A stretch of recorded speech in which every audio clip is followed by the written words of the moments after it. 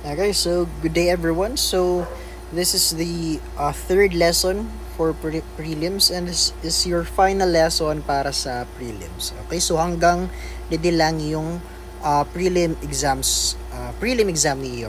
Okay, for this semester. Okay, so the title of this lecture video is Diseases, Carbohydrates. Okay, so we'll talk about mga sakit. Okay, so na lesson, mga sakit natin i-discuss pertaining to your carbohydrates. Okay, so please bring out your copies okay, para masabayan nyo ang lesson natin sugan. Okay, so contents. So amin ang i-discuss natin for this lecture video. First is overview. Okay, next yung mga types of diseases associated with carbohydrates. Next, we will discuss your G6PD. So, amin ang mga types na gali. G6PD, glycogen storage diseases, lactose intolerance, hypoglycemia, and diabetes. Okay? We'll also discuss your pancreas, okay, which is an organ na responsible, okay, or na highlight kapag iwasan hypoglycemia or may diabetes. So, kailangan, before nyo maaraman din yung duwa, kailangan aram nyo muna yung function ni pancreas. Okay? So let's start with the overview. Okay, so diseases surrounding carbohydrates can be classified in different ways. Okay? So for example, we have disorders in carbohydrate metabolism. So pag sinabi ng carbohydrate metabolism class, may problema kita sa pag-use ng carbs naton as an energy. Okay? Or dili ta nagagamit yung carbohydrates na na-ingest naton. Okay? We also have inherited and acquired or metabolic disorders. Pag sinabi mo na inherited, nakukuha mo na siya sa parents, okay, nimo, kan mother, kan father, or both kan mother and father. Pag acquired naman, nakukuha mo na siya sa lifestyle, sa environment, or other people. Okay? So, nakuha mo siya sa lifestyle nimo, environment, or sa iba na tao. Okay? Pag acquired disorders. Pag inherited naman sa parents nimo, nakukuha. And lastly, diseases due to carbohydrate accumulation. So, nagadamo daw yung carbohydrate sa body naton. Okay? So, it can cause diseases. Now, why is it important na kailangan maaraman tayo na masakit? Ini na mga sakit. Sorry. So, it is important to understand how these diseases are acquired. Kung paano natin daw nakukuha ini ng mga sakit, how they manifest, okay, na mga symptoms ninda, na ano ang mga effects, okay, mga effects ninda sa body natin, and how can we avoid these diseases if possible. Kasi may mga sakit ni na dili mo talaga ma-avoid class. Kaya kay dili mo ma-avoid kasi inherited sila. Okay, pag inherited dili mo talaga na siya ma-avoid class. Okay? So, kasi ada ka pa lang sa sulod sa tiyan ni mama mo, may sakit ka na. Okay, amin ang inherited na mga sakit. Now, types of diseases. So, you have your glucose 6-phosphate deficiency.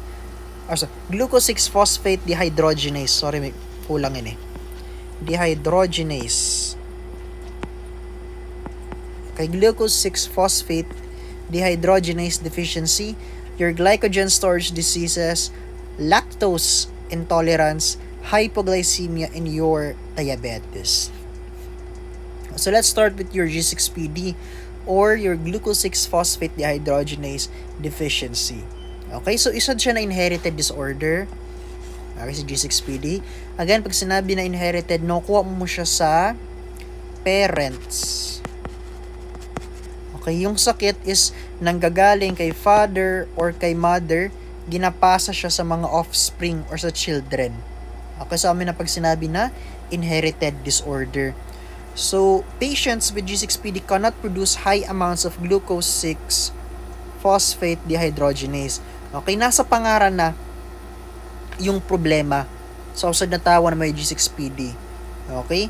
Pag sinabi na G6PD, kulang ka or lacking. Pag sinabi na deficient, you are lacking glucose 6-phosphate dehydrogenase. So this is an enzyme class. Pag may G6PD ka, kulang kasi ni na enzyme ni glucose 6-phosphate dehydrogenase. Now, why is it important? Nano kay kailangan igwa kita sinina glucose 6-phosphate dehydrogenase? Because this enzyme is needed to produce your NADPH or your nicotinamide adenine dinucleotide phosphate. Okay? Kailangan mo si glucose 6-phosphate dehydrogenase para makaproduce ka sa NADPH. So, NADPH, nan naman ang trabaho ni NADPH class. Okay? NADPH is a molecule used to make your glutathione in reduced form or your GSH. Okay? Familiar man ko mo siguro sa glutathione. Ina siya na gina-inject. Okay? Ng gluta. Okay? May nababati kami ng mapagluta daw. Mapagluta. Okay? Pag ibig lang sinasabihon class is may ihahatag sa iya or may i-inject sa iya na usad na serum. Okay, that is your GSH. Okay, glutathione ihahatag sa iya. Kasi nanong trabaho ni GSH? It is an antioxidant. Okay, pag sinabi mo na antioxidant, okay, these are molecules that help cleanse our body from toxic reactive oxygen species. Example niyo mo da si hydrogen peroxide or your H2O2. Okay? So, antioxidants, okay, they are essential sa body naton para matanggal ini na mga toxin okay sa body naton. Okay? Kaya gaya pag may usad na tabo na nagapagluta, naki-cleanse yung body nila. Okay? So after cleansing our body from reactive oxygen species, the reduced form of glutathione will be converted to oxidized glutathione. So basically, kapag yung glutathione in reduced form, si GSH, gintanggal niya yung toxic na reactive oxygen species,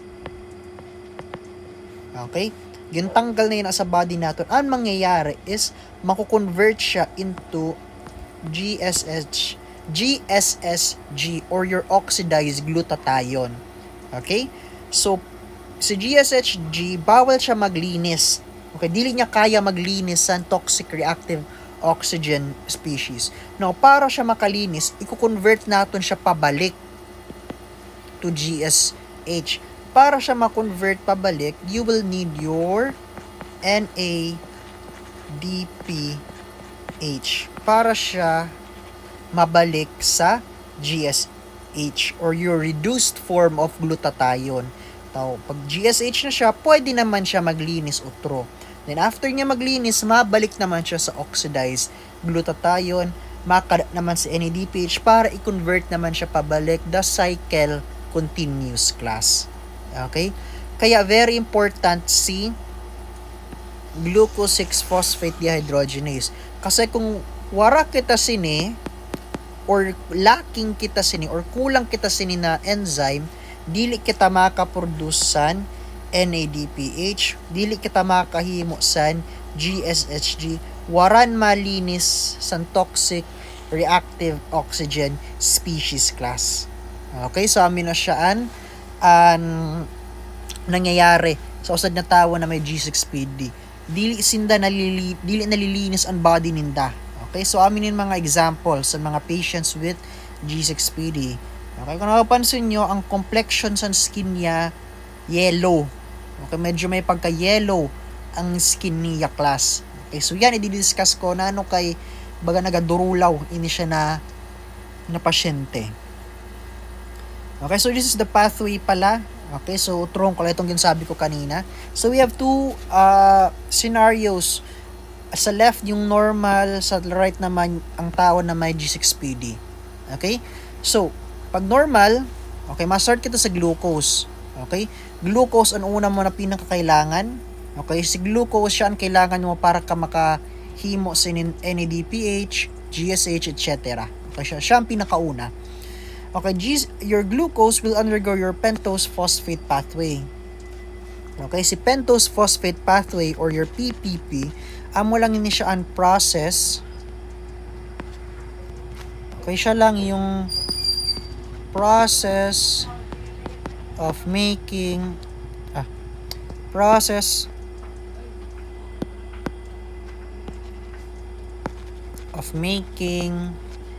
NADPH. Okay, so again, PPP or pentose phosphate pathway, amo lang yun siya ang process para maghimo sa NADPH. Okay? So, una, we have glucose. Okay, glucose. It will undergo your pentose phosphate pathway. So, makapasok na dida si glucose 6-phosphate dehydrogenase. Okay, sa pentose phosphate pathway mo makikita na si glucose 6-phosphate dehydrogenase. So, hinimo niya, i-convert niya ang glucose pa NADPH. Okay, so may NADPH ka na. Ito nga okay, may NADPH ka na. Now, sa NADPH, once it is produced, it will make your GSH or your reduced form of glutathione. Okay, so amin antioxidant ni mo class. Okay, now may GSH ka na. So GSH, mahanap na siya sa mga toxic reactive oxygen species. Okay, lilinisun niya, tatanggalon niya na siya. Once nalinis niya na, okay, malinis na ang lawas naton, si GSH, mako-convert siya into GSSG or your oxidized glutathione. Now, si GSHG, bawal siya maglinis sa toxic reactive oxygen species. Para siya makalinis, i-convert lang natin siya pabalik pa GSH. Para ka makakonvert sa GSSG pa GSH, kailangan mo utrosan NADPH. Okay, mabalik lang siya dida. And the cycle continues, class. Okay? So, amin na siya. Ang nangyayari kapag normal yung tao, dili ka deficient sa glucose 6-phosphate dehydrogenase. Now, ano naman ang nangyayari kapag kulang ka sini na enzyme? So, again, ma-start kita sa glucose. Glucose will undergo your pentose phosphate pathway. Again, pentose phosphate pathway, amo lang niya siya ang process sa paghimo sa NADPH. Okay, tandaan nyo yun na. Now, kapag mababa, or kapag lacking kita sa glucose 6-phosphate dehydrogenase, dili kita makaproduce. We cannot produce your NADPH. Pag wala kita ng NADPH, wala kita mahimo sa GSH. Wala ma-convert sa GSHG pa GSH. So, wala kita sini na molecule. Kapag wala kita sa GSH, wala kita sini na antioxidant, we cannot cleanse our body from reactive oxygen species. Mataas yung reactive oxygen species. Okay? Ma-accumulate siya sa blood naton. So, worst case scenario, this will cause severe anemia.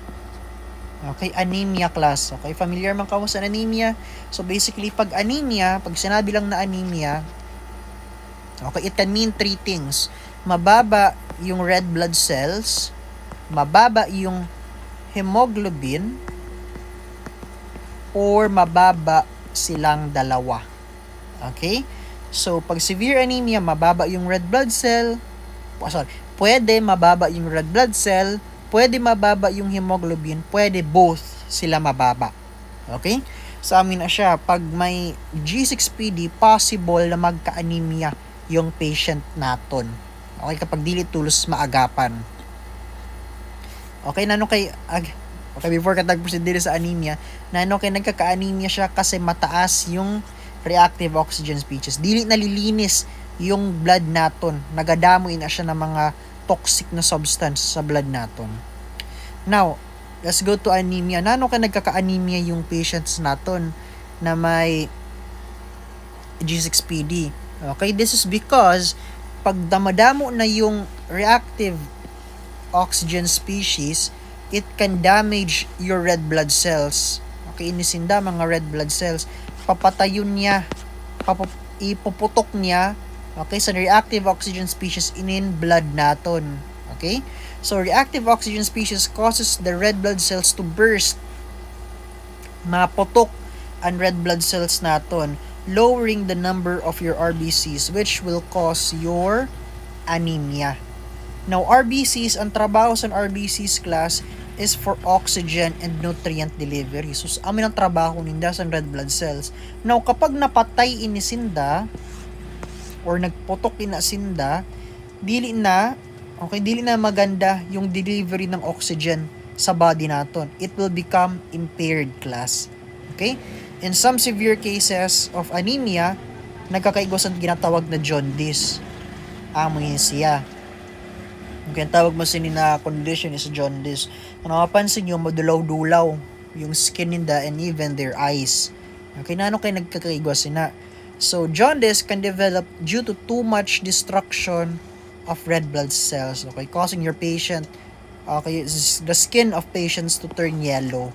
Okay, this is due to increased bilirubin in the blood released when RBCs burst. Okay, so, pag may G6PD, yung patient naton, okay, mataas yung reactive oxygen species class kasi wala ganin malinis. Okay, san mga toxic na substance sa body naton, wala kitan antioxidant. Okay, para linison nila siya. So, ano mangyayari? Your RBC will burst. Okay, pagputok sini ni red blood cell, malabas si bilirubin. Okay, pagputok niya, kayo after your RBCs burst, malabas si bilirubin. Okay? So, bilirubin, sa amin na siya ang makos para magka-yellow skin kita. So, amin na siyang ginatawag na jaundice class. Okay? So, para ma-avoid din siya, okay na siya na bilirubin, pag-burst ng RBC, kailangan naton matanggal si ROS or si reactive oxygen species. Now, para matanggalin na siya, kailangan mo san reduced form of glutathione class. Okay? Ang problema, kapag may glucose 6-phosphate dehydrogenase deficiency kita, ang problema naton dili kita nakaproduce sa GSH. Kaya, nag-accumulate yung reactive oxygen species, nagaputok ang red blood cells nato, nagkaka-anemia kita, and pagputok sa red blood cell, nag-release siyang bilirubin, kaya kita nagkakaigos sang jaundice na condition class. Okay, kaya gana, as you can see, ini siya na bata, na-diagnose siya with G6PD, and kataan nyo, naga-jaundice siya. Okay, so may severe anemia na siya na bata. Okay, or na siya na patient sa picture. Now, there is no cure for G6PD. Okay? So, wala kitang cure para sa G6PD class. Okay, na kayo waran cure kasi ini siya? Tawag mo inherited disorder ini siya. Okay? Pag mahirap bulungon ang mga inherited disorder class, nasa genes mo na kasi. Okay, nasa genes mo na yung sakit. Okay, dili pa advance masyado yung naton, yung mga medical equipment, mga drugs naton para ma-reverse ina siya na mga problems sa genes naton. Okay? So, pag may G6PD or suspected na G6PD yung patients naton, kailangan talaga igwa kita sa early detection. Okay, early detection tests. Okay, for example, mga genetic tests like newborn screening, ini siya. Kaya kung napansin nyo na ini, or kung may nakakita na kamo sini inan mga baby, after 24 hours, pagkapanganak ninda, ginatusok sinda sa heel ninda. Okay, so ginabutang siya din sila ng mga filter card. Okay, so para ma-test kung igwasin na sinina G6PD. Okay? So, kailangan maaga pa lang baby pa lang sinda, aramta na dapat kung igwa sinda sini na sakit or wara.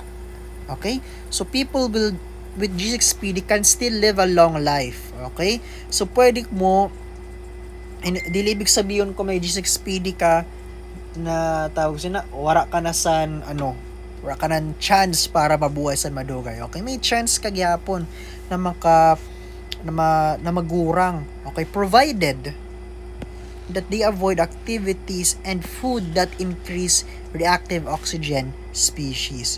Okay? So, ang kalaban lang talaga naton class kapag may G6PD is ini si Ross. Okay? Dahil gani warakit sa GSH na tagalinis, ang pwede tahimuon is gamayon or paggamayon yung mga toxin na nagapasok sa body naton. Paano ta ma-avoid niya siya? Okay, by avoiding this examples. For example, intense exercise, overexposure sa UV radiation, alcohol, smoking, air pollution, infections, and fava beans. So, ini siya, fava beans. So, bawal magkaon sini ang mga tao na may G6PD because all of this example, it increases your reactive oxygen species. So, pag may G6PD kita, habo nato na nagataas ini siya. Kinano kay habo nato nagataas kasi wara kitang tagatanggal sini. Wara kita san GSH para tanggalon yung reactive oxygen species. So, best case na pwede ta mahimo sa may mga patients na may G6PD is pagamayon. Okay? Pagamayon yung pagmagamay, okay, pag nagamay yung reactive oxygen species, so balikan talang ini dide. Okay, pag gamay yung reactive oxygen species class, okay, dili ma-burst, dili magkaka-anemia, dili malalabas yung bilirubin, dili magkaka-jaundice. Okay, normal pa din yung pamumuhay sa patient naton class. Okay, sa amin na siyaan nangyayari sa G6PD class. Okay, so next, we go to glycogen storage diseases. So, may problema kita sa glycogen. So, review lang natin, glycogen, usad siya na polysaccharide. Okay, energy storage yung trabaho niya, and it is made from glucose. And, may duwa kita na organ sa body naga-synthesize or naga-produce ng glycogen. Saan mo siya gina-produce again? Kapag yung glucose level mataas. Okay, so yun na siya na organ. You have your liver and your skeletal muscle. Okay, so liver glycogen functions to supply glucose when glucose levels become low. So when pag nagbaba yung blood sugar naton or your blood glucose, si liver glycogen, i-breakdown siya para maging glucose. Tag ito na glucose, ipapadara sa blood naton. Next, we have muscle glycogen. Ganayin mo siya sa skeletal muscle naton. Okay, you only used by the skeletal muscle. Okay, cannot help increase your blood glucose level. Again, ang pwede lang na glycogen na magpataas ng atong blood sugar is si liver glycogen. Si muscle glycogen, dili. Ang trabaho lang ni muscle glycogen, maghatag san glucose, maghatag san energy para lang sa muscle. Okay, dili siya involved sa blood sugar naton. Okay? So, glycogen storage diseases is a collection of inherited diseases. Again, mga inherited inisinda. Makukuha mo sa parents. It causes defects in enzymes. Okay, enzymes. So, these enzyme defects causes problems in glycogen synthesis, pag-produce ng glycogen, pag-breakdown ng glycogen, and pag-process ng glycogen naton. Okay? So, damo-damo ini siya na sakit. Okay, damo-damo ini siya sinda, mga 10 ata ini sinda, or more than 10 na sakit class sa glycogen storage diseases. Pero angin butang ko lang dili ang duwa na pinaka-common. Okay, si von Gerke or von Gerke disease. Okay, si von Gerke disease, ang kailangan nyo tandaan didi, ang problem naton sa liver glycogen.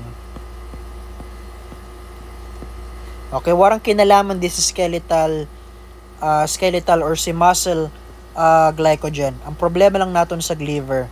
Okay, people with von Guericke or von Guericke disease lack an enzyme called glucose 6 phosphatase. Okay, so different siya kan G6PD. Si G6PD glucose 6 phosphate dehydrogenase. Pag von Guericke or von Guericke glucose 6 phosphatase naman. Okay, so without this enzyme, okay, mababa daw ini siya na enzyme sa may tawa na may von Guericke, the liver cannot release the glucose into the blood. Okay, this causes severe hypoglycemia daw. Too low ang blood glucose. So, ano nangyayari? Okay, so, amin ni siya ang process, okay, sa pag-release ng atong liver sang glucose from the glycogen. Okay, so amin ni nangyayari. Ini na part nasa liver, ini siya nasa blood na. Okay? So, glycogen. Okay, your liver glycogen, papasok si glycogen phosphorylase. Okay? So, na-remember niyo pa ini siya sa last discussion natin. Si glycogen phosphorylase, siya ang ma-breakdown sa glycogen into glucose. Okay? So, you have your glucose 1P, glucose 1P, tapos makarada si phosphoglucomatase, para ma-convert siya into glucose 6P. Then, makakada si glucose 6-phosphatase para maging free glucose na siya para makakadto siya sa blood. Okay? So, now, ang problema, wara kita sini kapag may von Guericke or von Guericke disease. Okay? So, nangyayari, nag-stop dide yung flow ng atong glycogen or glucose, sorry. So, dili na na-convert siya into free glucose. So, wara sang glucose na nakakadto sa blood naton. Okay? Ang trabaho ni glycogen class, pataason yung glucose. Kasi gani, mababa na yung glucose naton. So, i-breakdown yung glycogen para makabulig siya sa aton blood na mapataas yung glucose naton. Again, remember that the function of liver glycogen is to supply glucose into your blood if it becomes low. When a person has von Guericke disease, the liver cannot supply the glucose, so the blood glucose becomes extremely low. Okay? Maturuan ko class ha. Si liver glycogen, okay, si liver glycogen, ang trabaho niya, pataason ang blood glucose or si blood sugar. Saka siya ginagamit kasi gani, na siya? Energy storage, diba? Si glycogen. Now, kapag mababa yung blood sugar or yung blood glucose, papasok na si liver glycogen, i-convert siya sa glucose. Okay, then your glucose, papataason niya yung blood glucose naton. Amin na kapag normal. Kapag may von Guericke kita, okay, or may von Guericke disease, mababa yung blood glucose, si liver glycogen, dili siya mabi-breakdown. Okay, dili siya makahatag sa glucose. Okay? Or gamay lang na glucose ang makahatag niya sa blood naton. So, ano nangyayari sa blood sugar naton? Mataas siya, mababa? Mababa pa din, class. Okay? Dili niya mapapataas yung blood sugar naton. Kaya nagkakaigugasan severe hypoglycemia, class. Okay? So, ano nangyayari kapag may von Guericke disease? Now, next we have McArdle disease. Kung kanina, liver glycogen ang problema, pag McArdle naman, yung muscle glycogen, yung problema naton. Okay? So, people with McArdle disease lack an enzyme called muscle glycogen phosphorylase. So, this is an enzyme used to break down muscle glycogen. So, muscle glycogen, Okay, trabaho niya is to provide energy to muscle naton. Now, kapag may muscle glycogen kita, okay, you will need muscle glycogen phosphorylase para siya ma-convert into glucose para mahatag siya sa muscle para magka-energy class. Okay? Now, kapag wala kita sini, kapag may igwasan McArdle disease, people with McArdle disease cannot supply energy to their muscles for long periods of time. So, patients experience symptoms like muscle cramps, fatigue, and exercise intolerance. So, anong nangyayari, dili na breakdown si muscle glycogen naton kasi wala kita sa muscle glycogen phosphorylase. So, pag wala sini, waran glucose, waran energy ang muscle naton. Kaya, madali magka-muscle cramps, muscle fatigue, or dili kaya san patient naton mag-exercise san matagal. So, exercise intolerance. Okay, so amin na ang McArdle. So, again, sa glycogen storage disease, si von Gert, glucose 6-phosphatase ang problema. McArdle naman, muscle glycogen phosphorylase naman yung problem naton. Okay, parehos in the enzyme. Next, we have lactose intolerance. So, lactose intolerance, siguro familiar ka mo sini. Okay, mga tabo na dili kaya mag-inom gatas, magkaon sa mga dairy products like ice cream, cheese, or yogurt, irabisina. So, paano nangyayari ini si lactose intolerance? So, people with this disease lack an enzyme called lactase. Kaya ang problema naton, pag may lactose intolerance, wara kita san lactase. So, lactase, ang trabaho ni lactase class is i-break down your lactose. Okay? So, lactose, okay, is a disaccharide siya. Kung matatandaan nyo, disaccharide siya made up of your glucose and galactose. So, si lactase, ang trabaho niya, i-break down niya ang lactose para maging glucose and galactose. Okay? Kapag wala kita ang lactase, dili natatanggal or dili natin kaya ma-breakdown ang lactose. So, nag-accumulate yung lactose sa body naton. Now, because of this, okay, lactose intolerance, people with this disease cannot or avoid drinking dairy or milk products, okay, because of the lactose content. So, when patients with lactose intolerance consume this food or lactose, it can cause diarrhea or bloating. So, dili lang gatas klasa. Kasi pag ginaisip nyo lactose intolerance, gatas lang. Dili. Miskinano na product na igwasan milk, okay, or lactose. Like, for example, cheese, yogurt, mga puro may cheese, gatas, yogurt, ice cream. Okay, basta miskinano na product na igwasan or miskin yung mga process na for example,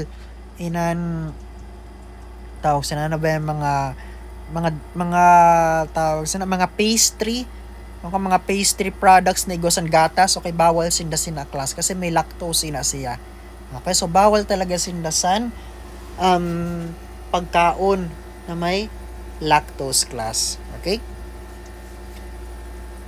So, how is lactose intolerance acquired? So, may 3 ways para ka magkaigwas ini. Okay, sa lactose intolerance. Okay, una so, number 1, you have your primary lactose intolerance. So, yung pinaka-common. Tandaan nyo. So, hindi natulo siya ang pinaka-common. So, paano nagkakaigwas ang primary lactose intolerance? So, people become lactose intolerant when they become adults. Okay, nagkakaigwas sinda sinina sakit kapag gurang na sinda, dili kapag bata sinda class. Okay, kay nano? When they are young, their body produces lactase. Sa bata sinda, Nagaproduce yung body ninda sa lactase because they regularly drink milk. Okay, di ba sa bata kita, pero kita ginapainom sang gatas ng parents naton or nagadudo kita sa mother naton. Okay, so with that, okay, naga-produce yung body naton sa lactase. Okay, warang problema sa bata kita. Now, habang nagagurang kita, habang nagagurang ang usad na tawo, they consume less milk or lactose products. Okay? Dili na kita masyado nagainom gatas, dili kita nagakaon sa mga dairy products, irog sina. So, ang response sa body naton is dili naman magprodusan lactase. Kasi nano kay ma-produce siya lactase, dili man kita nagainom or dili kita nagakonsume san lactose. So, useless na magpara-produce siya san lactase. Okay. Once they get older, lactase production decreases due to low milk consumption or lactose consumption class. Okay, amin no sa kailangan nyo tandaan sa body naton. Okay? Okay, very important na matandaan nyo yung na class. Ang body naton,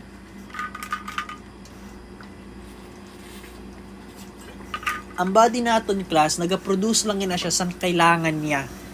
Okay? Kapag dili niya kailangan, dili na siya ma-produce na bagay. Okay, for example, your lactase. Okay, kapag dili ka nagaparainom, okay, for a very long time, dili ka nagainom sang gatas. Okay, for example, nag-transition ka sa vegan diet. Okay, kung mga vegan. Okay, pag vegan diet or vegan na pagdating vegan ka, ibig sabihin, dili ka nagakaon sa meat products or any product na hali sa hayop. Okay, kaupod na daan gatas, class. Okay? So, dili nyo isipon na pag vegan, bawal lang ang karne. Okay? Pag sinabi na vegan, bawal ang miskin na product na hali sa hayop. Okay? Kaupod na dida ang gatas. Kasi ang gatas hali na siya sa animals din. Now, kapag naging vegan ka for a very long time, wara kan inom-inom sang gatas, wara kan konsumo sa lactose products, ang body mo dili na mahimo sa lactase. Okay, kasi dili mo man siya gagamiton, masayang ka lang sa energy para mag-produce na, dili mo man siya nagagamit. Okay? Kaya eventually nagkakaigwa kisan primary lactose intolerance. Okay? So amin na siya ang nangyayari kapag kapag nag-stop ang usad na tawo mag-inom or mag-consume sa lactose products, class. Okay? So, primary lactose intolerance. Siya ang pinaka-common. Next, we have your secondary lactose intolerance. Now, di ko na-mention, lactase pala is produced by the small intestine. Tandaan nyo, small intestine ang tagagawa ng lactase naton. Now, kapag na-damage ini na organ, papasok dila sa secondary lactose intolerance. So, if the small intestine is damaged, for example, may infection, okay, nagka-infect yung tawag sina ang atong small intestine or na-trauma. For example, ginsaksak ka sa small intestine banda, okay, nagka-trauma dida. Okay? So, dahil may damage sa small intestine, ma-decrease man yung production sa lactase. Okay, pero kung naka-recover man yung small intestine, pwede magbalik pa din yung production sa lactase, class. Okay, so in secondary lactose intolerance, pwede pansamantala lang siya. Okay, pwede man permanent. Okay, depende kung mag-heal yung small intestine naton. Okay, sa damage. Next, pinaka-rare sa inda, yung congenital lactase deficiency. Amo na inyong type na inherited. Okay? May inherited type man din si lactose intolerance. Okay? Si 1 and 2, this is acquired. Okay? While inherited siya. Okay? So, congenital lactase deficiency or congenital lactase deficiency. Congenital lactase deficiency are sa the rare form ni lactose intolerance in which yung mga baby, okay, nasa tiyan pa lang, gamay na or absent na yung lactase, dili nila kaya mag-produce ng lactase or dili sila naka-produce ng lactase talaga, class. Okay? So, nanon difference ni kan 1, kan primary. Kan primary, san bata sinda nagahimo sinda lactase, pagurang lang nagastop na. Si congenital, bata pa lang, dili na sinda nagahimon lactase talaga. So, they cannot drink their mother's milk. So, bawal sinda mag-inom sa gatas na hali sa mother ninda because that contains lactose. So, instead, they are given milk that is lactose-free. Kami mga formulated milk na gina-replace yung lactose. Okay? Ginabaliwan ng lactose. Okay? Kasi bawal sila na mag-inom san gatas na may lactose. So, ginabalyoan siya sa iba ng carbohydrate like sucrose. Irog sina, ginabutangan sucrose na lang instead of lactose, class. Okay, so ito siya ang lactose intolerance. Okay, next, let's discuss your pancreas naman. Okay, so again, before kita mag-dive sa hypoglycemia or sa diabetes, need talaga niyo ma-master muna si pancreas. Okay, so si pancreas adi siya. So it is an organ located just below your stomach. Okay? So very important ini na organ, class, kasi it produces 2 hormones that control and maintain your blood glucose. Okay? So ang ginaistoryahan ta di class, blood glucose. Glucose na makikita mo sa dugo. Okay, sa blood naton. Okay? Sino siya na doon na hormone? Si insulin and si glucagon. Familiar ka mo sa ni aram ko sa insulin. Si glucagon, base dili nyo, dili nyo pa ininabate si glucagon. Okay? Sa inyo na doon, mas sikat ini si insulin. Okay? Now, nanong trabaho sa inyo na doon? So, let's, unahon ta sa insulin. Kasi siyang pinakasikat sa inyo na doon. Now, insulin, din siya ginahimo sa beta cells ng pancreas naton. Okay? Before galiin siya, class, before ko inidiretsyon, magkabaliktad lang inisinda si insulin and si glucagon. Okay? Si insulin, ginahimo siya sa beta cells. Yung action or ang trabaho niya is to decrease your blood sugar or your blood glucose. So, saan siya na hypoglycemic agent. Hypo means decrease, glycemic means glucose. Ginapababa niya ang blood sugar naton. Now, kasan o siya ginahimo? Ginahimo siya kapag yung blood sugar mataas or if your blood glucose is high. Kaya gani, ang trabaho niya papababa kasi ginahimo siya kapag mataas naman ang blood sugar. Okay, result, the high blood sugar decreases, eventually it becomes normal. Now, baliktad dun lang naton, amo ito si glucagon. Site of production, alpha cells or your A cells, trabaho niya is to increase naman. Hyperglycemic siya, class. Okay? So, when is it produced? Ginahimo siya kapag mababa yung blood sugar naton. Kasi ang trabaho niya mapataas dapat yung blood sugar. So, as a result, the low blood sugar increases. Eventually, it becomes normal, class. Okay? So, again, magkabaliktadan lang sinda. Okay? So, again, insulin, ginapataas niyang blood sugar kapag mababa. Okay? Glucagon naman, ginapataas niyang blood sugar kapag mababa ang blood sugar naton. Okay, let's go to hypoglycemia naman. Hypoglycemia is a state where a person has abnormally low blood sugar. Hypo means decrease. Glycemia means glucose or blood sugar. So, decrease in blood sugar, that is hypoglycemia. So, low blood glucose causes low energy production during cellular respiration. Okay, so, kapag mababa ang glucose naton, mababa ang energy.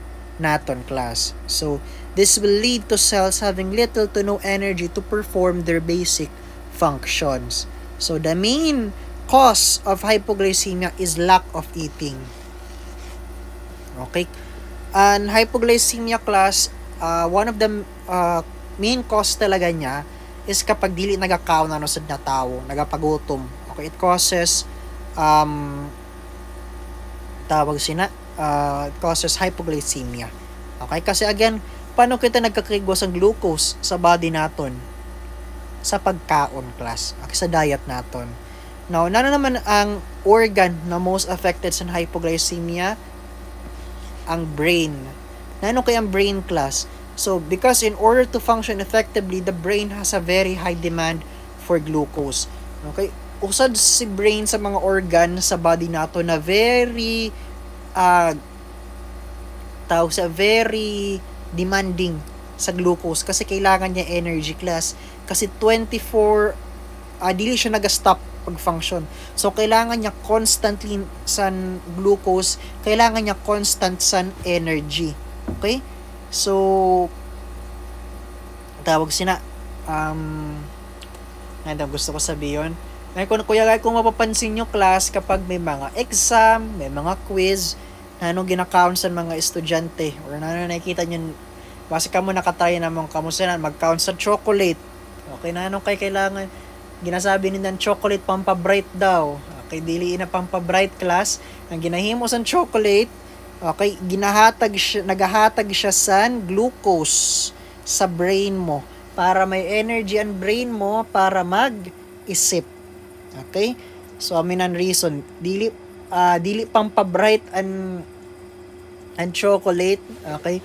Nagahatag lang siya energy sa brain mo. Okay? So, kung nagkaon kan glucose, tas wara kan inadalan sa imo quiz, okay, wara man gyapon pulos ito na chocolate naging kaon. Okay? So, amin na siyaan ang trabaho sa chocolate. Okay? Kasi naga-wonder ka mo na ibig sinasabi yun pag naga-exam. Okay? So, aside pa sina class, okay, hypoglycemia,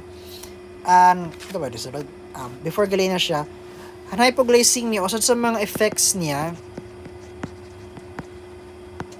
okay, is nahihimatay ang tao. Okay, kapag baga nalipasan sang gutom. Okay, nakikita na kamusta ng tao na nalipasan sang gutom tapos nahimatay. Okay? So, nangyayari sina class is nagkakaigwasan loss of function sa utak ninda. Kaya, nahihimatay sinda. Basically, nangyayari, dahil wala na talagang energy na ma-pull yung brain, isa-stop sa brain ang function sa lawas niya. Okay, para ma-conserve ang nabibilin pa niya na glucose. Kaya nahihimatay ang usad na tao. Okay, para ma-conserve yung naiiwan pa na glucose. Kasi kung dili ma-conserve, ito siya na glucose. Okay, ang mangyayari class is, tapos dili pa magkaon ng tao, eventually mauubos ng glucose. Kung mangyari to, wala ng energy ang cells naton, this will lead to death. Okay? So, ina siya na paghimatay, defense mechanism na siya sa body naton. Okay? Basically, nagasignal na ang body naton na, hoy, kailangan mo na magkaon kasi gamay-gamay na lang ang glucose sa body mo. Wara ka na talaga energy. So, kung ipupush mo pa ang lawas mo past that, okay, ang mangyayari, mauubos na tanan mo na energy, ang cells mo dili na kaya mag-function, it will lead to death class. Okay, kaya gani may namamatay kapag dili nakakaon. So, amoy na an reason class. Okay? Now, what is the role of glucagon? Okay? Ang hypoglycemia gali class, okay, para ma-cure mo siya, kailangan mo lang mag-kaon. Okay, mo talaga ang main way para ma-prevent or para sa, so not prevent, para ma-prevent, okay, para ma-prevent or ma-cure yung hypoglycemia, kailangan mo lang magkaon. Okay, sa carbohydrate rich na meal. Now, kapag dili ka makakaon or dili ka pa habo mo pa magkaon, di na mapasok si glucagon. Okay? So si glucagon anong ginahimo niya? Usad siya na hyperglycemic agent. So to counter the low blood glucose, the alpha cells of the pancreas will produce your glucagon, which functions to increase the blood sugar. So kapag mababa ang blood sugar, makada si glucagon para mapataas ang blood sugar. Now question, paano niya ginahimo ina siya? Paano niya napapataas? So amin yung tatlo na reason. Una, it initiates your glycogenolysis. Okay, a glycogenolysis, this is the breakdown of liver glycogen. Okay, para maging glucose. So from the liver, okay, liver glycogen, okay, ma-produce ang glucose. Then your glucose will go to the blood. Okay, increasing your blood sugar. So amin na siya nangyayari sa glycogenolysis. Si liver glycogen ini class ha. Okay, si liver glycogen ang nagatrabaho sini. Dili si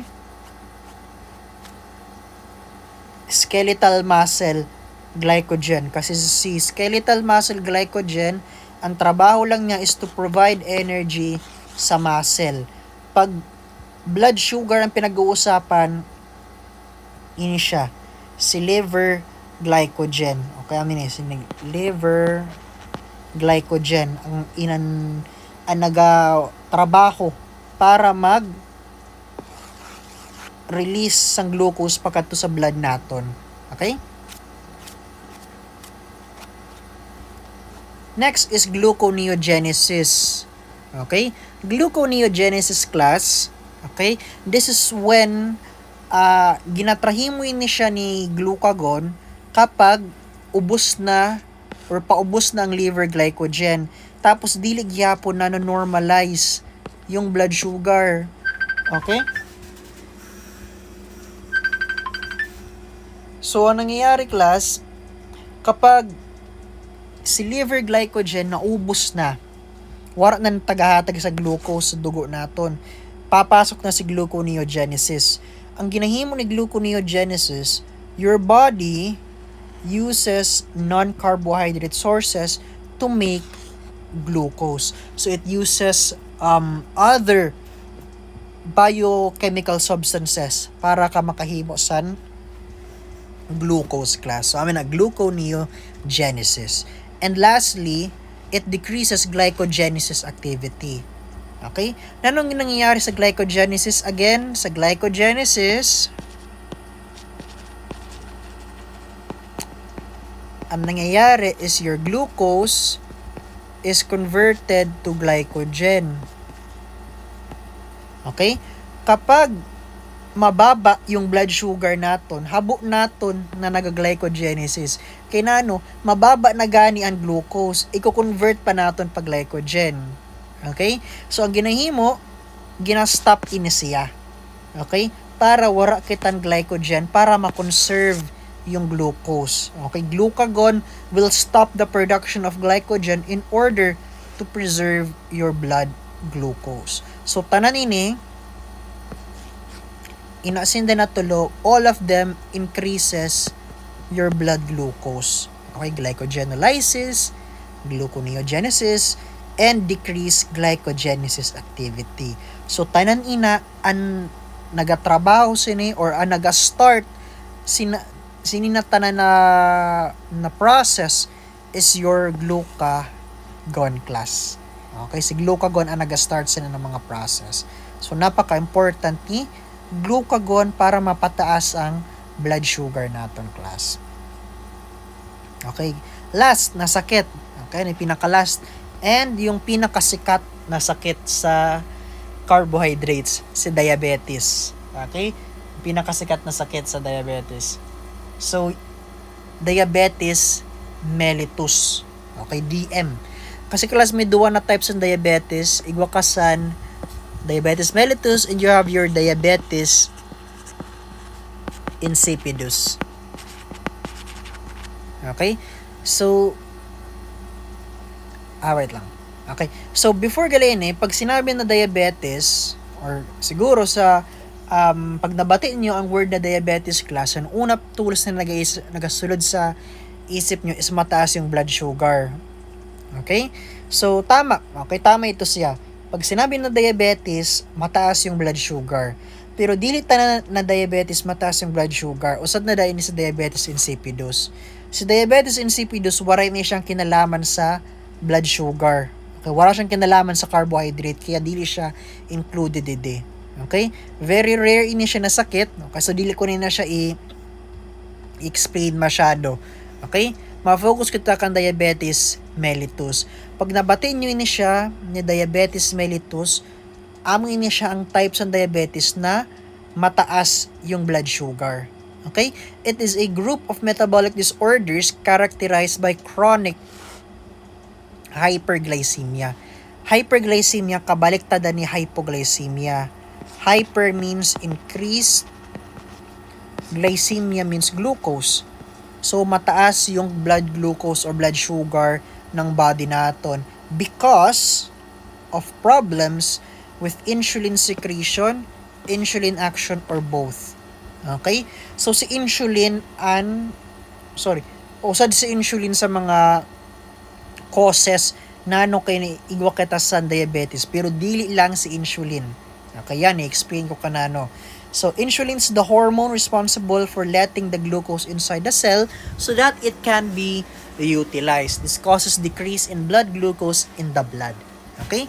So before kita mag-proceed today, so ba diretso na lang kita para may diagram gala din para ma-visualize nyo. Okay? So again, insulin. Okay? Ang trabaho ni insulin, mapababa ang blood sugar. Okay?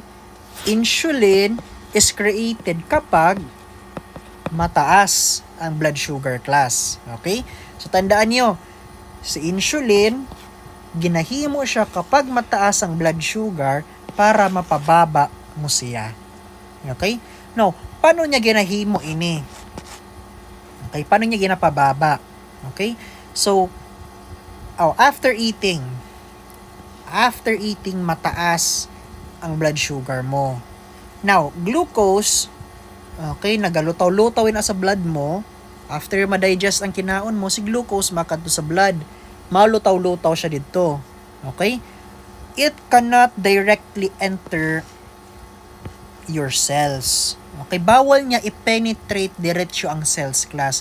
Dili niya kaya pumasok diretso sa cells. Kailangan niya muna sa susi. Okay, nakasirado ang mga cells naton. Kailangan mo susian siya. Ang susi, siya ang insulin. Okay, so adin na de. So high blood glucose after eating. Okay, this is your blood vessel pala. Okay, blood vessel ini. And dami ng mga cells naton. Now, adi si glucose, ini siya violet. Okay? Bawal na ini siya magdiretso dida. Okay? Bawal na siya class. Okay? Now, kapag may mataas ng blood sugar, makada na si pancreas. Ma-produce ang insulin. Specifically, your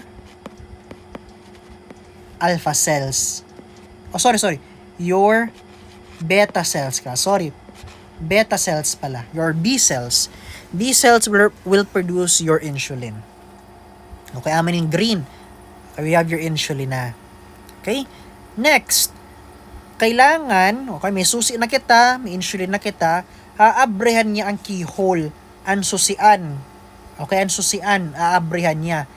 Ang susian, si insulin receptor. Okay, amin in mga insulin receptor natin, in color blue. Okay, makikita mo siya sa cell naton. Okay, this is your cell. Okay? So, amin ni siya ang susian. Si insulin, sususian niya ang susian. Okay? So, insulin will bind to the receptor on the cell membrane or sa cell naton. Okay?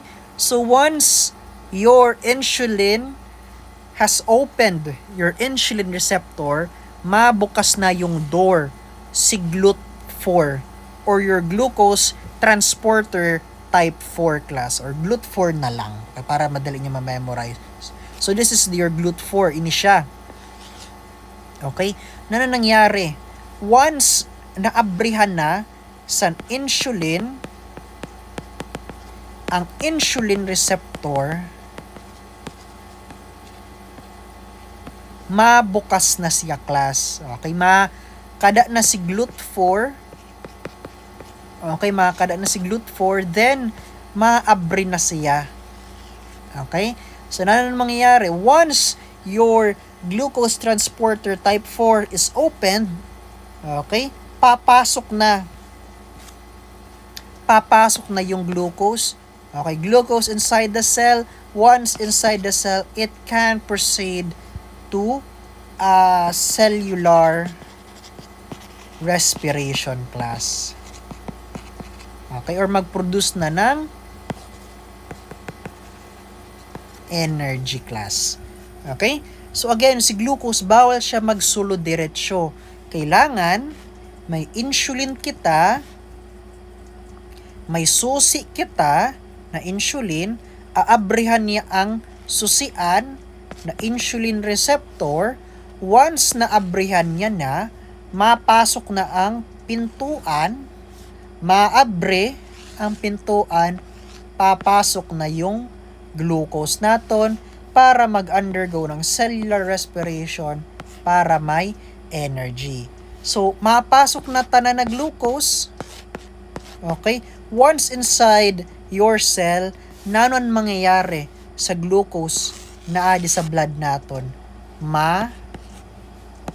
Baba. Okay? Kasi hain mo na sinda makikita inside your cells na class. Okay, so amin ito ang nangyayari or amin ito siya ang trabaho ni insulin. Okay, tandaan niyo class, si insulin lang ang pwede maghimo sini. Okay, balikan tayo na dua sa pancreas. Okay, sa body naton, si insulin lang ang pwede maghimo sini. Okay, however, ini siya, dili lang ina siya trabaho ni glucagon. Damo pa ni ba na hormone like your thyroid 4 or T4 hormone, ano pa, ACTH, adrenocorticotropic hormone, sino pa? Your catecholamines, basta damo-damo pa. Ang gusto ko sabihin class, tantaro sina, there are many hormones that increases the blood sugar. However, only one hormone decreases your blood sugar, and that is your insulin.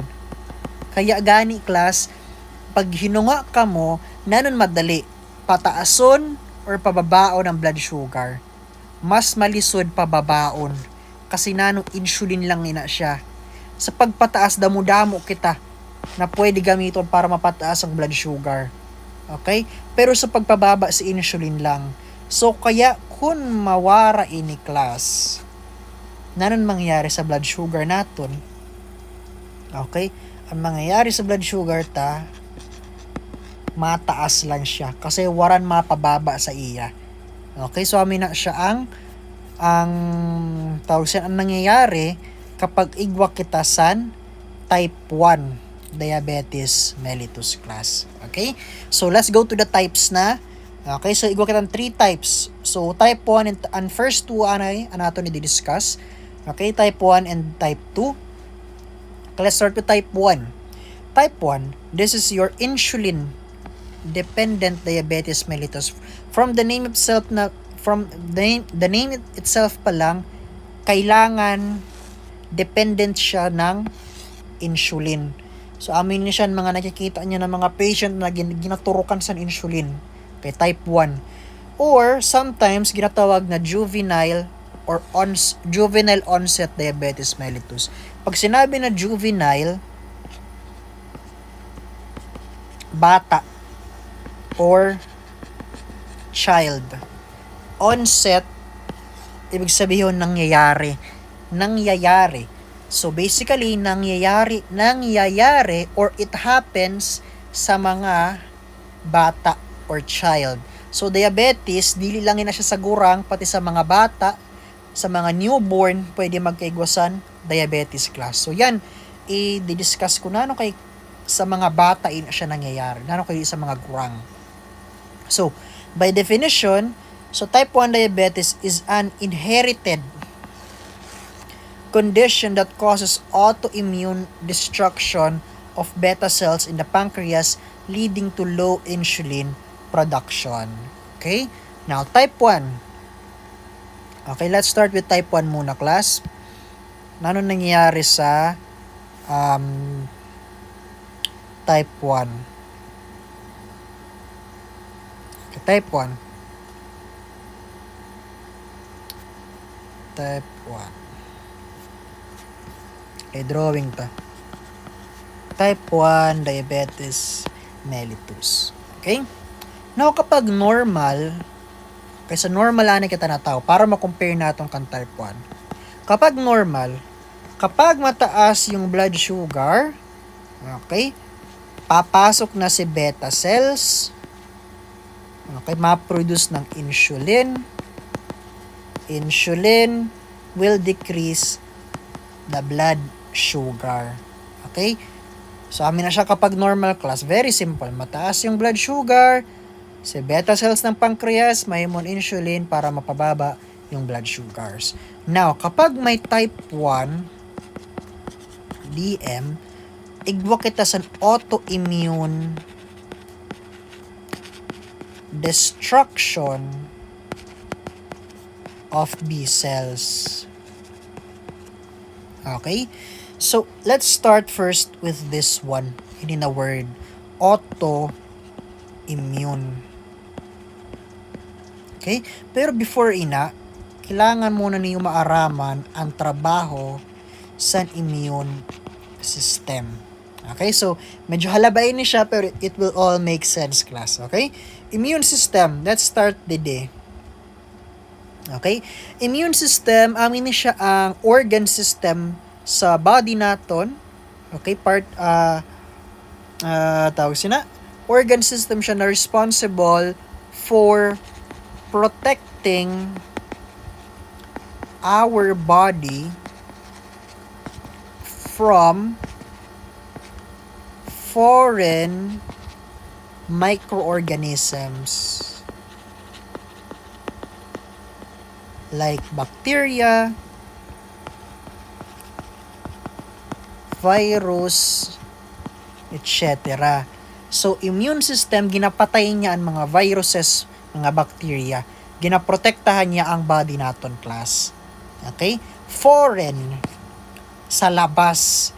Mga microorganism na nasa labas, papasok siya sa body naton, papatayon siya sa immune system. Okay? So, it protects, tandaan nyo, it protects your body, okay, from microorganism. Yan nagasulod sa iyo. Now, autoimmune. Okay?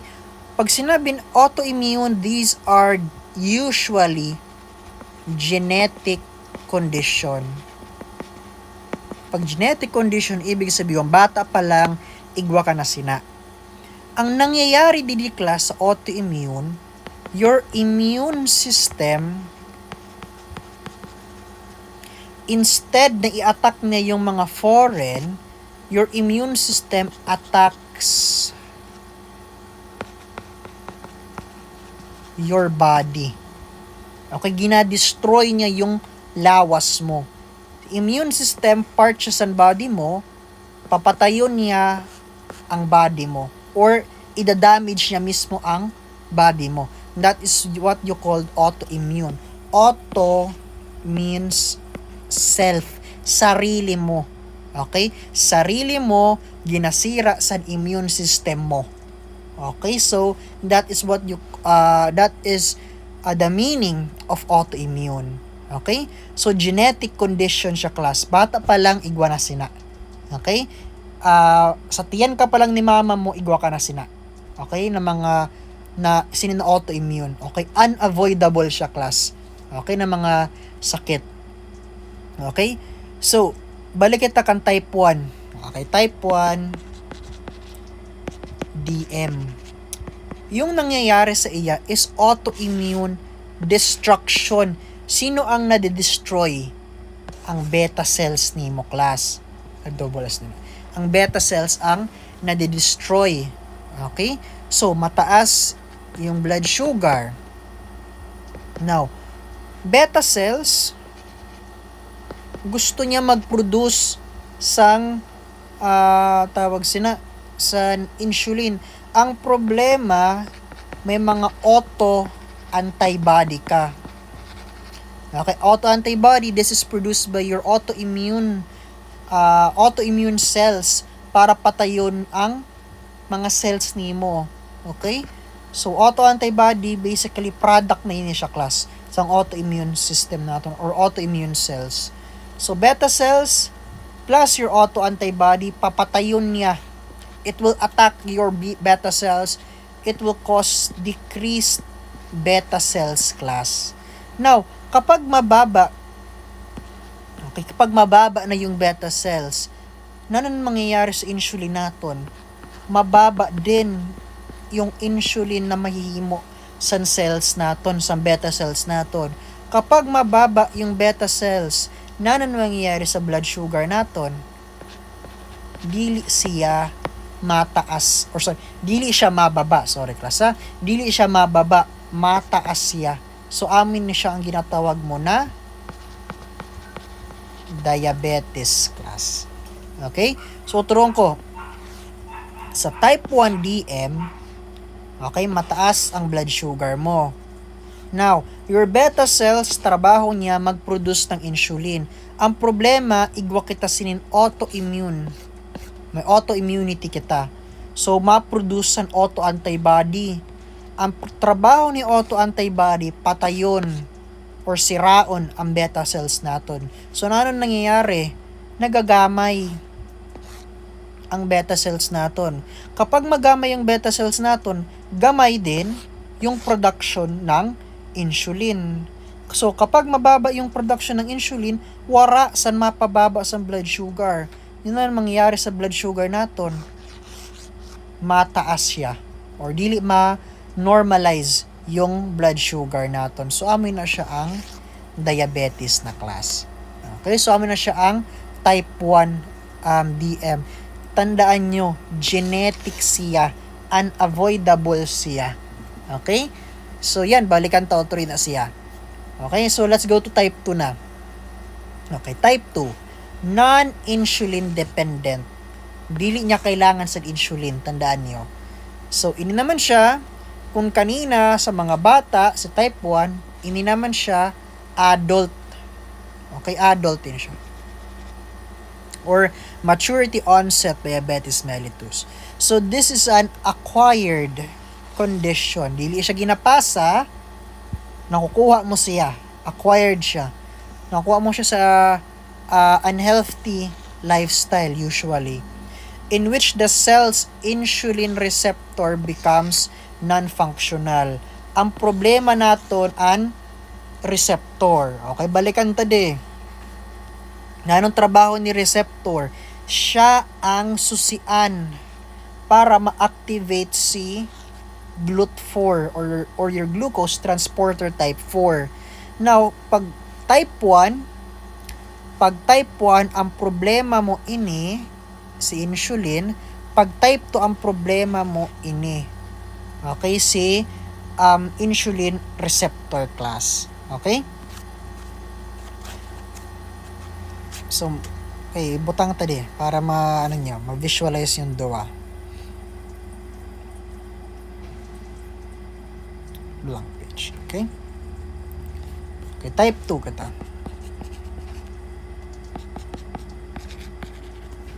Okay? So, nangyayari sa type 2 naman class, okay, so, we have your glucose. Okay, glucose, may glucose kita. Now, kapag mataas yung glucose, papasok na si beta cells. Okay, beta cells, ma-produce siya sang insulin. Okay? So, your insulin, okay, aminin cells naton, okay, your insulin will go to your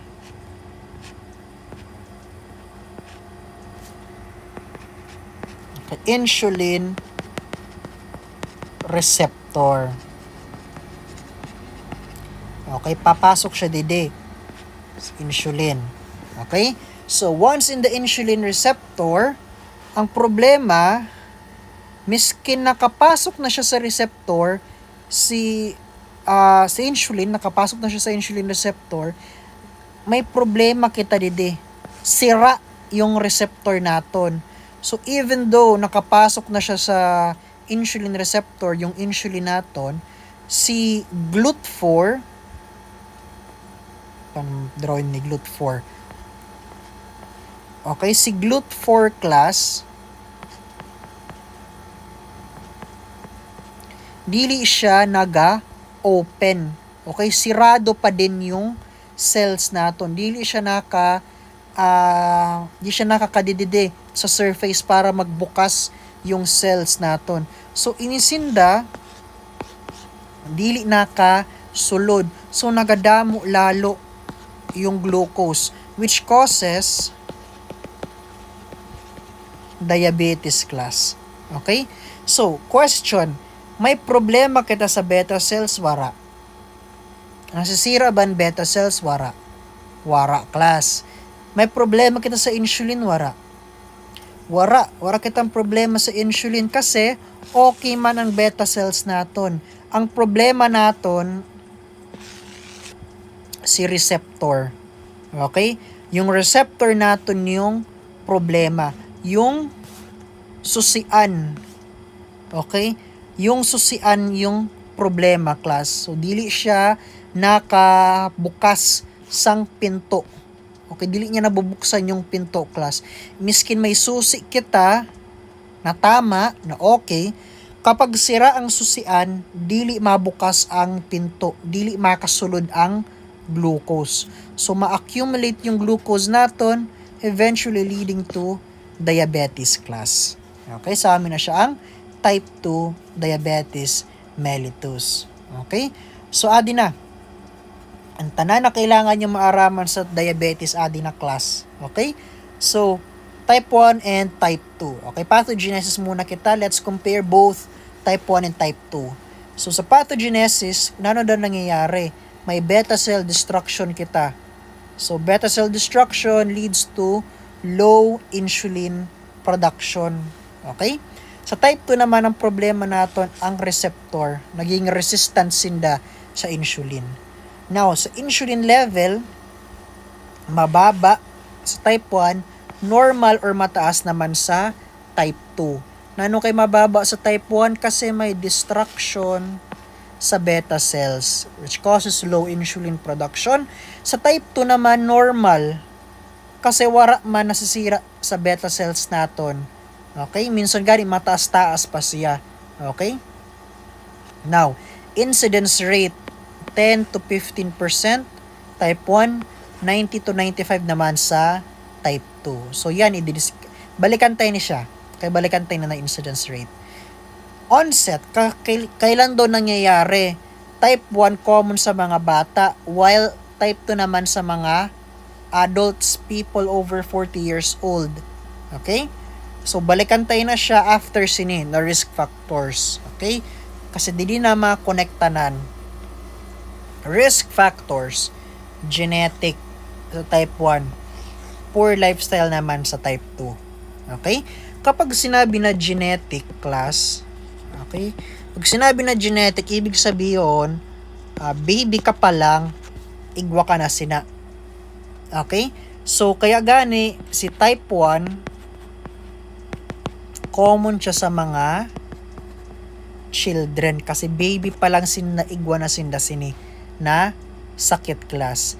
Nano kay 10 to 15% kasi rare tawag sina ginapasa-pasa ini siya na sakit. So kung wala man lang sinin parents mo, dili ka magkakaigwas ng type 1. Okay, kaya mababa yung incidence niya kasi genetic. Okay? Para makuha mo si type 1, kailangan igwasin na ang parents nimo. Kailangan igwasin na si mama mo or si papa mo or both sinda. Kasi kung wala sinda bawal ka magkaigwas ng type 1. Kasi again, genetic siya. Now, kadi kita kan type 2, poor lifestyle. Okay? Poor lifestyle class. Tanan kita pwede magkaigwan poor lifestyle kung gusto naton. Okay? Kaya gani, yung incidence niya 90 to 95%. Okay? Miskin sino na tawo, kung pipilion ninda sa ang poor lifestyle, pwede ninda himuon class.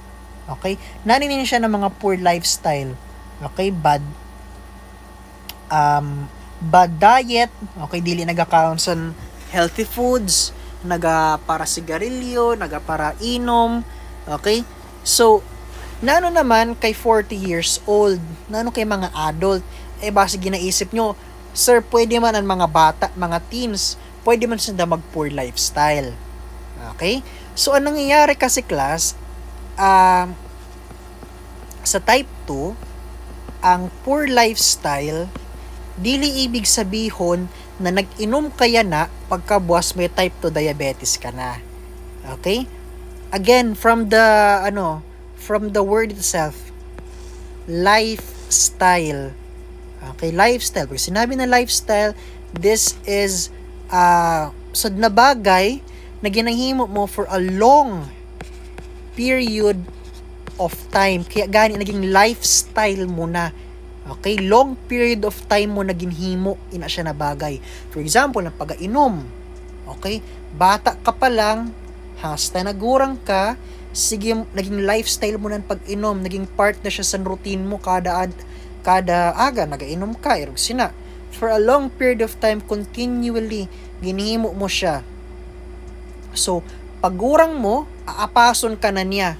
Okay, pag 40 to 40 years old ka na, aapason ka na na pag-ainom mo, which will cause type 2 diabetes mellitus class. Okay? So, between both of them, si type 1, si type 1, wala ka talagang choice. Pag igwasin ng parents mo, mataas ang chance na igwa kasi na.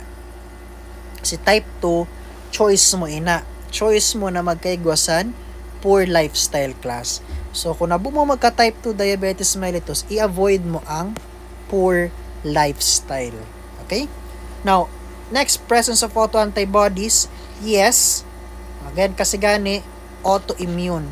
Si autoantibodies, siya ang ma-destroy ng beta cells nimo. Now, type 2, wara. There is no autoantibody sa type 2 class. Okay, symptomatology, type 1, abrupt. Okay, abrupt yung symptoms. Bata pa lang, nag-show na yung symptoms class sa type 1 diabetes mellitus. Dire-diretso yung paglabas ng symptoms pag type 1. Pag type 2 naman, gradual.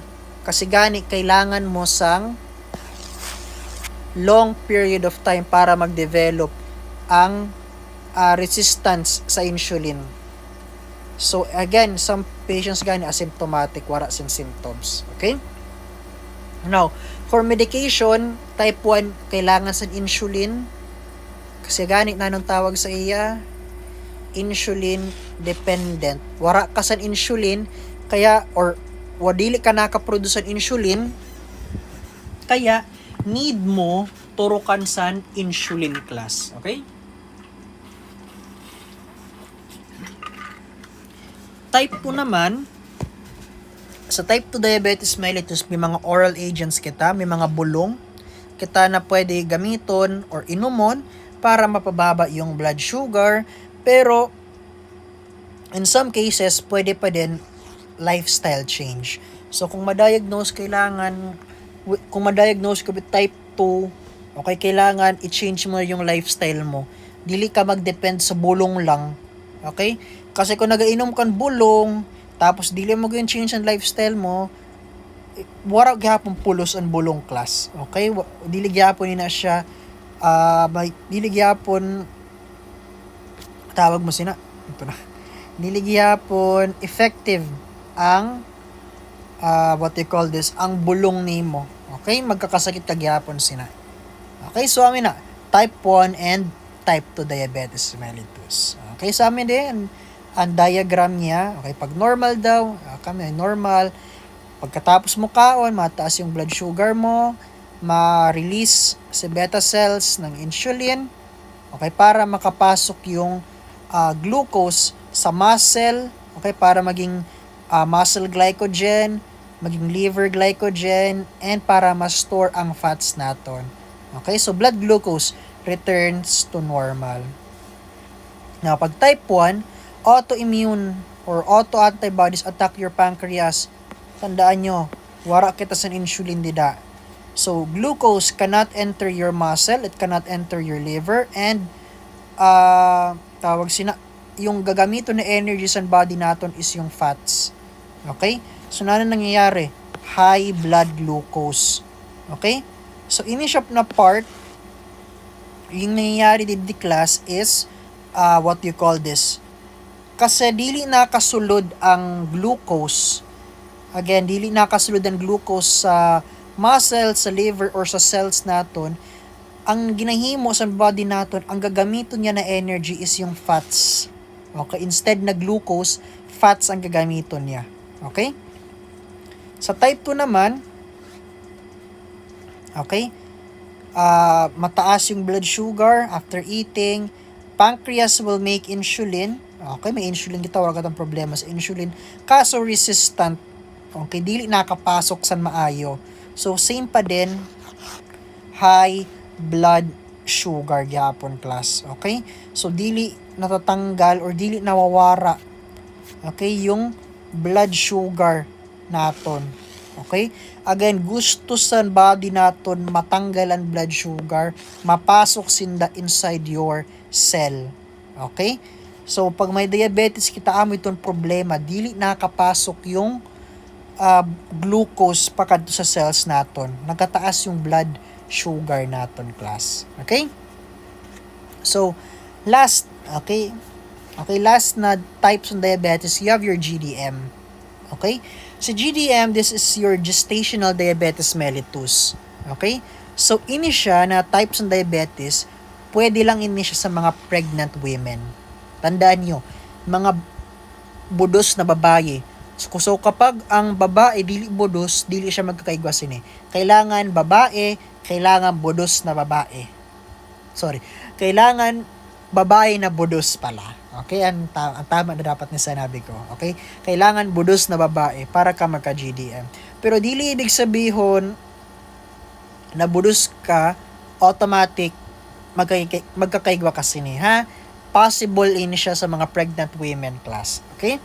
So in which during pregnancy their body does not produce enough insulin due to hormonal imbalances. Okay? So ang nangyayari kasi class, kapag budos na babae, may ginatawag na hormonal imbalances. Okay? Brought by pregnancy. Okay, pregnancy na siya. Okay? So, ang nangyayari class, yung body ng pregnant na babae, mahimo siya sa hormones na important para sa iya, para niya important sa iya na makabulig sa baby niya class.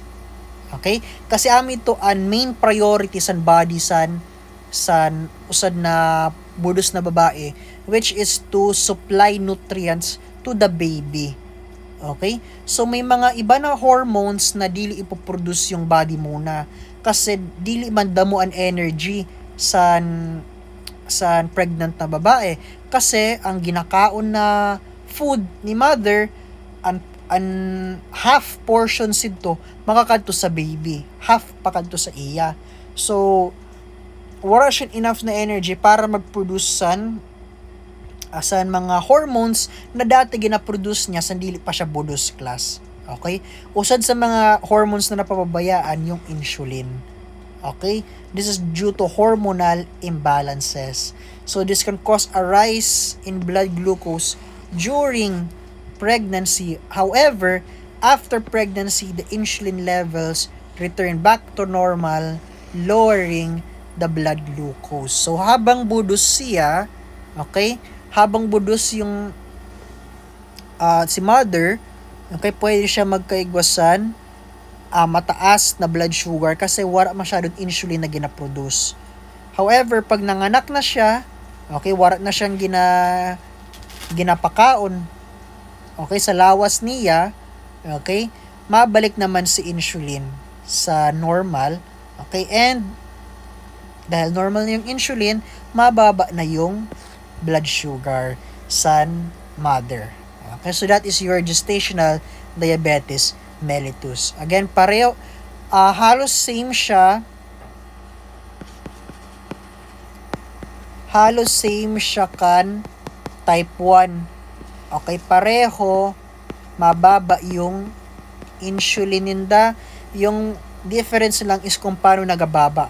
Type 1, igwakasan auto antibody. Okay, naga-destroy ng beta cells. Si GDM naman, hormonal imbalance. Okay, kaya mababa yung insulin. Okay, and lastly, so this is the summary. Okay, so this is the summary of the diseases that we have discussed in this video. So, amin yung mga problems. Okay, so pakibasa na lang si Niklas. So, di ko na i-discuss kasi na-discuss ko naman din siya kanina. Okay, so this is the problem, kung ano mga may kulang or may problema sa patient, and nanon mga effect, okay, sinin na mga kakulangan, okay, or sinin na mga sakit sa patients natin. Okay, so that is all for this lecture video. Okay, so and that is all pala sa prelims. Okay, so hanggang didi sinin na summary of carbohydrate diseases ang prelims niyo class. Okay, so that is all, and thank you for listening, class. Okay?